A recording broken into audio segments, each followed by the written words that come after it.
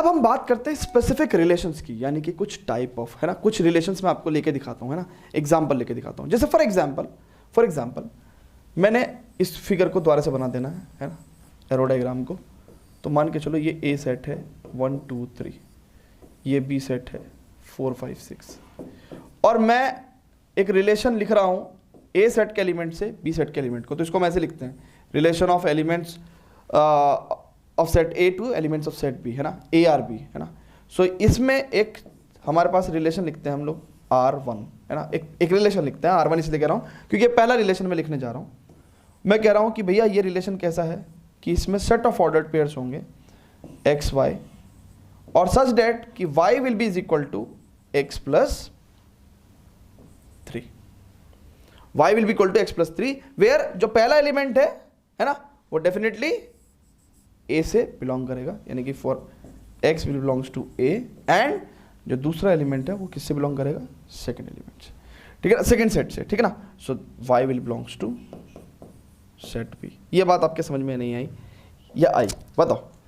हमने एक रिलेशन लिखा एंड उस रिलेशन में क्या है, एलिमेंट्स ऑफ सेट ए का एलिमेंट्स ऑफ सेट बी से इस हिसाब से रिलेशन है कि हमें कुछ ऑर्डर पेयर्स मिलेंगे, और उस ऑर्डर पेयर में क्या होगा कि जो सेकंड एलिमेंट है ना, y will be equal to x plus 3, है ना, और x कहाँ से वैल्यू लेगा, a सेट से वैल्यू लेगा, और y कहाँ की वैल्यू देगा, b सेट में वैल्यू देगा। तो ये सेट बिल्डर फॉर्म हो गई किसकी, रिलेशन की। किस क्या हो गई, सेट बिल्डर फॉर्म। अब इसकी हम लोग रोस्टर फॉर्म भी लिखेंगे इस रिलेशन की। अब रोस्टर फॉर्म क्या होगी देखते हैं। अब हम क्या करेंगे भैया, x, क्योंकि x क्या है, फ्रॉम द सेट a है, तो मान लो हमने x को 1 ले लिया, तो y क्या है, x प्लस 3, यानी कि y 4 आ जाएगा, ठीक है ना। अब अगर हम लोग x को 2 लेते हैं तो x को 2 लेने पर y कितना आ जाएगा, 5 आ जाएगा। और अब अगर हम x को 3 लेते हैं तो y कितना आ जाएगा, 3 प्लस 3 6। तो देखो ये एक रिलेशन आ गया, स्पेसिफिक रिलेशन। इसमें क्या हो रहा है कि जो y है वो हमेशा x प्लस 3 है, और ये जितने भी एलिमेंट्स पहले वाले एलिमेंट्स हैं वो सब किससे बिलोंग कर रहे हैं, सेट A से, और ये जो जितने भी सेकंड एलिमेंट्स हैं ये सब किससे बिलोंग कर रहे हैं, सेट B से। ये सब चीज़ें हमने यहाँ पे डिस्क्राइब करी हैं, ठीक है। तो ये एक रिलेशन हो गया, ठीक ना। ऐसे बहुत सारे रिलेशंस हो सकते हैं, सेट A के एलिमेंट से सेट B के एलिमेंट के बहुत सारे रिलेशंस हो सकते हैं, बहुत सारे रिलेशंस हो सकते हैं, ठीक है ना। हम बात भी करेंगे कि कितने पॉसिबल रिलेशंस हो सकते हैं।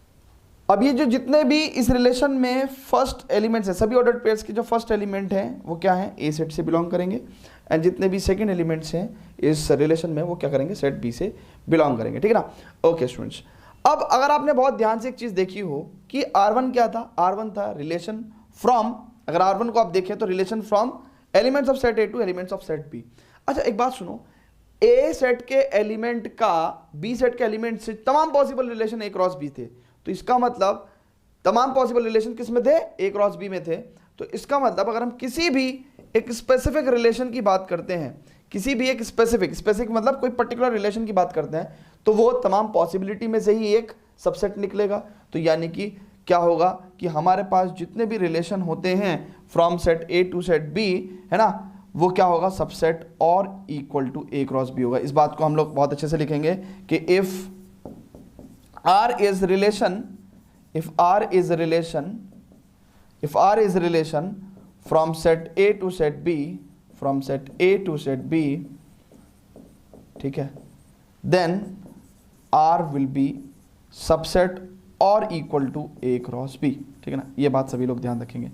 अब क्योंकि अगर हम बात कर रहे हैं कि जो रिलेशन होते हैं वो सबसेट और equal to A cross B होगा, तो इसका मतलब हम बात ये भी कर सकते हैं कि टोटल नंबर ऑफ रिलेशंस कितने पॉसिबल हैं from the elements of set A to elements of set B, total number of possible relations कितने हो सकते हैं। सो टोटल पॉसिबल रिलेशंस इतने हो सकते हैं, टोटल नंबर ऑफ पॉसिबल